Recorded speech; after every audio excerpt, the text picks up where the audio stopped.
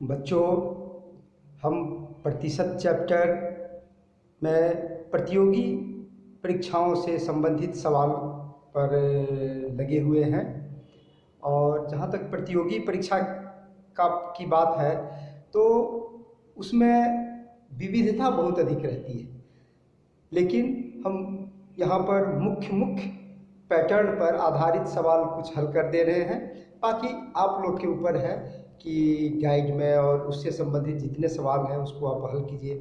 गणित में जितने अधिक सवाल का आप अध्ययन करेंगे, गणित की भाषा आप समझेंगे और उसको हल करने में आप सक्षम होंगे, आपकी एलिजिबिलिटी बढ़ेगी, आप में धैर्य बढ़ेगा। इसलिए आप अधिक से अधिक सवाल हल करें, ये हमारा सुझाव रहेगा कि आप गणित में प्रॉब्लम को जितना अधिक मिले, जहाँ से भी मिले, उसको लेकर के आप बनाएं। और इस बनाने में आपको कौशल, महारत सब हासिल होगा। तो हम यहाँ पर कुछ सवाल आज कंपटीशन के उद्देश्य से लेकर के चल रहे हैं, इसको आप ध्यान से देखें।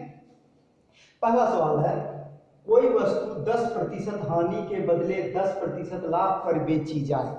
10% हानि पर बेचता, तब जितने में बेचता उसके बदले अगर वह 10% लाभ पर बेच रहा है तो दोनों में अंतर 16 रुपया है। मैंने 10% हानि पर बेचता तो कितना मिलता, और अभी 10% लाभ पर बेच रहा है तो 16 रुपया अधिक मिल रहा है। यानी कि 10% हानि यानी 90% में बेचता तो जितना मिलता, आप 110% में बेच रहा है तो 16 रुपया अधिक मिला है। यानी कि 90 से 110 20% का अंतर से अगर बेच रहा है तो उसको 16 रुपया का लाभ हो रहा है, 16 रुपया मिल रहा है। यानी कि वस्तु के मूल्य, क्रय मूल्य का 20% बराबर 16 रुपया हो गया। तो इस तरह से एक एक नियम से हम लोग बना सकते हैं कि 20% क्रय मूल्य का 20% बराबर 16 रुपया। इसलिए 1%, तो ये हो गया 16/20। इसलिए क्रय मूल्य का 100%, कोई भी क्रय मूल्य होता है तो वो अपना 100% होता है। 100% ये बराबर हो जाएगा 16/20 गुने 100। ये 0 कट गया, 2 पचे 10, 16 पचे 80 रुपया। ये हमारा आंसर है। और इसी को शॉर्ट में डायरेक्ट हम लोग यहाँ पूछ सकते हैं कि हमारा डिफरेंस कितना था। डिफरेंस कितना था? 20% का डिफरेंस था और 16 रुपया आया था। तो 16/20 यहाँ कर दिए। और हमारा क्रय मूल्य है तो क्रय मूल्य ऑलवेज 100% हम लोग निकालते हैं, ये 100%। और फिर वही एक्सप्रेशन आ गया हमारा 5 16 पचे 80 रुपया। ये हम संक्षेप में निकालते हैं, लेकिन ये हमारा बिल्कुल उपयुक्त है। एक बहुत छोटा टेक्निक से बहुत शॉर्ट में हम लोग यहाँ पर उत्तर भी पहुँच गए। अब एक दूसरा सवाल आते हैं, जैसा हम पिछले वीडियो में भी इस तरह का एक सवाल बनाए हुए थे। 8 रुपये प्रति किलोग्राम की दर से बेचने पर 20% की हानि होती है। मैंने 8 रुपये प्रति किलोग्राम बेचा तो 20% हानि हो जाए। कितने में बेची जाए कि 10% लाभ हो जाए? 8% हानि, 8 रुपये प्रति किलोग्राम बेच रहा है तो 20% की हानि हो रही है। यानी 80% में अगर बेच रहा है तो इसको 8 रुपया मिल रहा है। 8 रुपया में बेच रहा है तो 80% मिल रहा है। यानी कि यहाँ पर फिर हम लोग इस तरह से ये बना सकते हैं कि 80%, या फिर इसको पिछले फॉर्मूला में हम लोग बनाएंगे जैसे उसको बनाए, ये एक ही नियम से 80% बराबर 8 रुपया। 20% हानि बना, 80% उसको मिला तो ये 8 रुपया बेचा तो 80% मिला। कितने में बेची जाए कि 10% लाभ हो? अब लाभ लेना है तो 100% हम लोग नहीं निकालेंगे, 110 निकालेंगे, क्योंकि 10% लाभ लेना है। इसलिए 1% बराबर हो गया 8/80। इसलिए 110%। यहाँ 110 हम लोग क्यों किए हैं आपके समझ में आ गया कि 10% लाभ लेना है। ये हो गया 8/80 गुने 110। 1 0 इससे कट गया, 8 इससे कट गया, 11 रुपया। यानी कि ये हमारा हो गया 11 रुपया में अगर बेचेगा तो 10% लाभ हो जाएगा।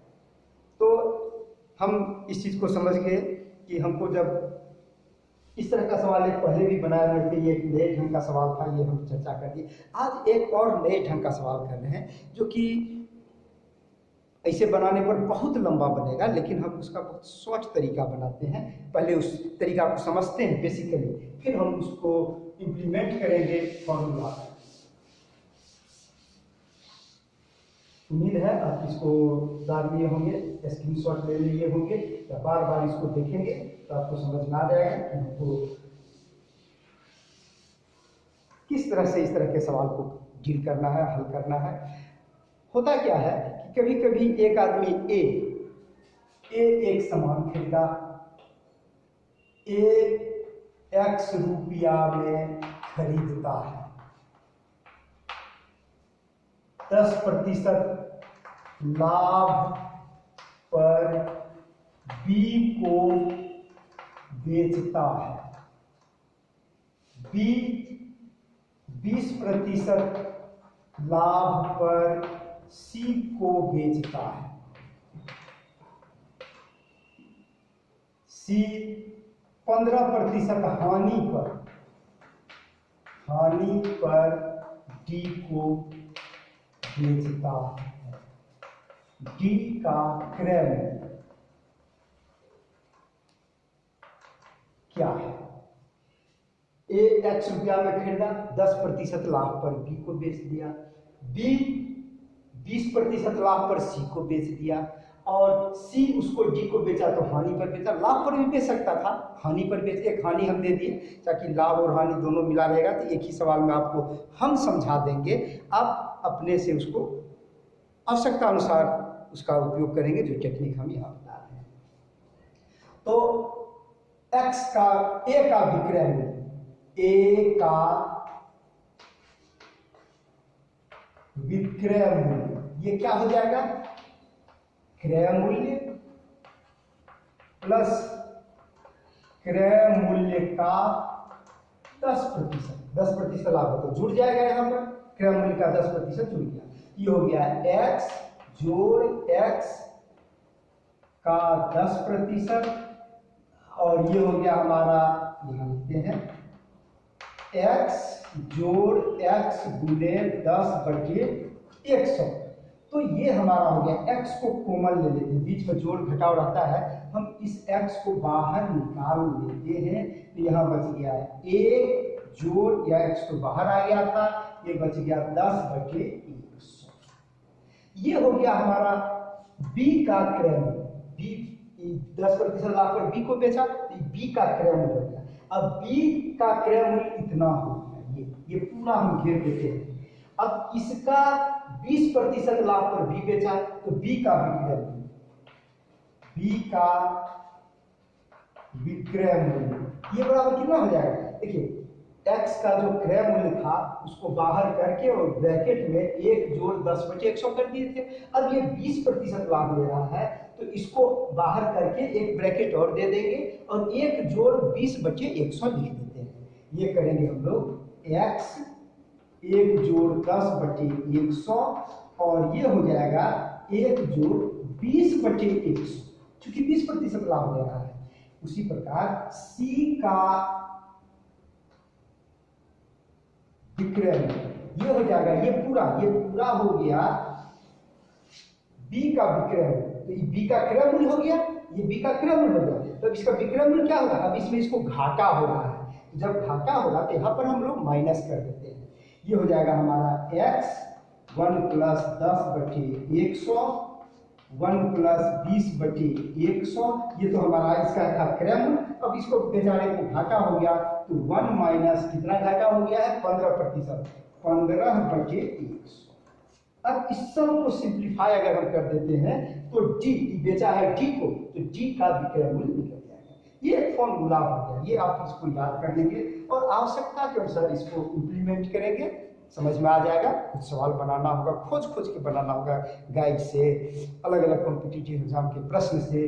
तो एक सवाल इससे संबंधित हम लोग यहाँ बनाते हैं, चर्चा करते हैं। छोटा सा सवाल है, आप सब समझ गए होंगे ये फॉर्मूला कैसे हम लोग डिराइव किए हैं, और उस पर आधारित एक सवाल हम लोग बनाते हैं। देखिए